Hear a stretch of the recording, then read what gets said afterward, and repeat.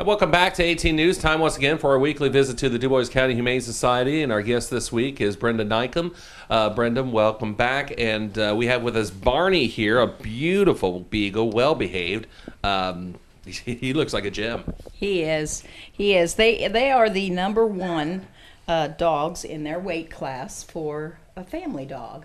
Of course, Golden Retriever takes top notch with the larger class, but Beagles are a very timid, of course, low to the ground. So small children and things like that are not a threat. You know, he doesn't jump up on him. I think he might have just a little bit of Basset in him, but he doesn't bark, and he's really just a sweet, sweet dog. And he came to us, of course, as a stray, found on the highway, and we're tickled to have him, but we definitely want him to find a great home. So if you could come out and visit with us and see Barney, and there actually is a couple other beagles out here, but they do make great medium-sized family pets.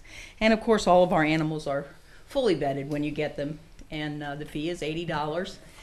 Make a great Christmas gift if you're thinking about it, and we try to definitely have their temperament taken care of as far as helping them to adjust to socializing with people, because once an animal's been on the run for a while, his survival instincts kick in, and they get a little shy, I guess would be so we socialize them again and get them closer to being the dogs that we want them to be, as far as they're not a bit there he goes, yes.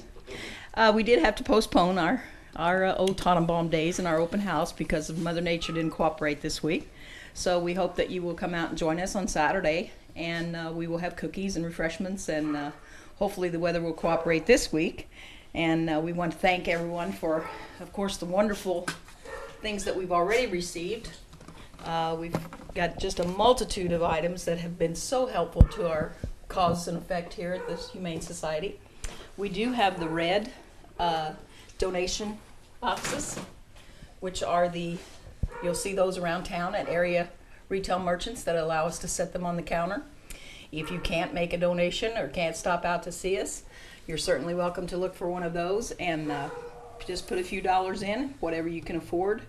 And we appreciate that too. We pick those up weekly, and that helps us with our food supply year round. So in any case, we just want to know, everyone, that we're appreciative for our cause and effect, and our open house is this weekend with refreshments for the public.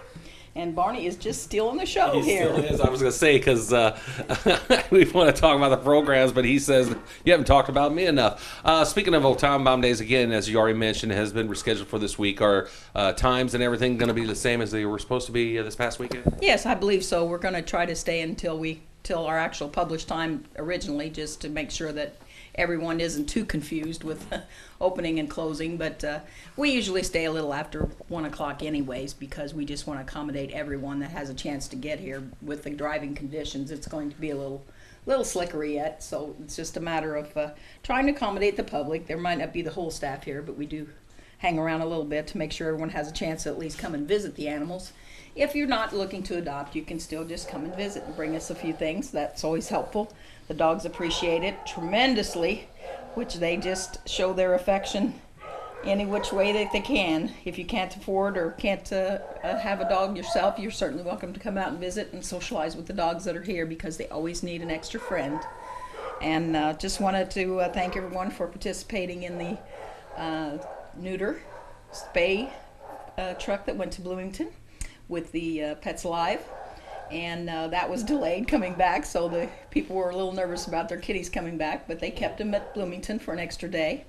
They were safe and warm and just ready to come back home. And Andrea met with everyone on Sunday, I believe, and got everybody back to their original home. So it's just good. We have another 35 kitties spay and neutered, and we have another one in January. So if anyone is interested in participating, we still have another one going, and I'm sure Andrea will have some more scheduled as the year progresses. And now would be the time to do it.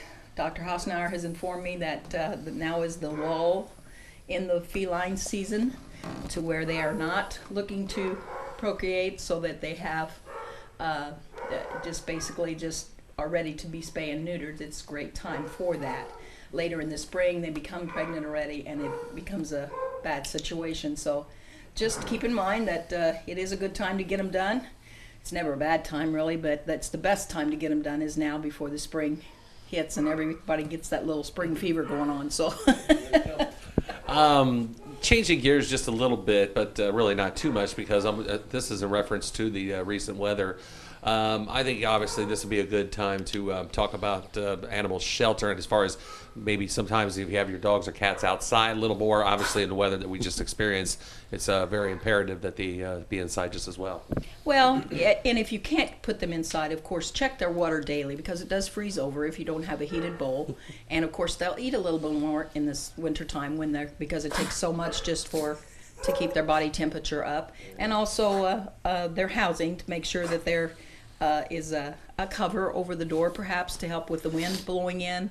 And I have a couple of outside dogs. I do put them in the garage and help them with that. But if you don't have that situation, there are several ways you can protect your animal. And if you just absolutely can't afford it, we do have some houses that are donated for that particular use. We don't. We go by case to see if they are a candidate for that. But yes, definitely you want to check the water every day, because an animal must have water. They actually drink more water in the wintertime than they do in the summer.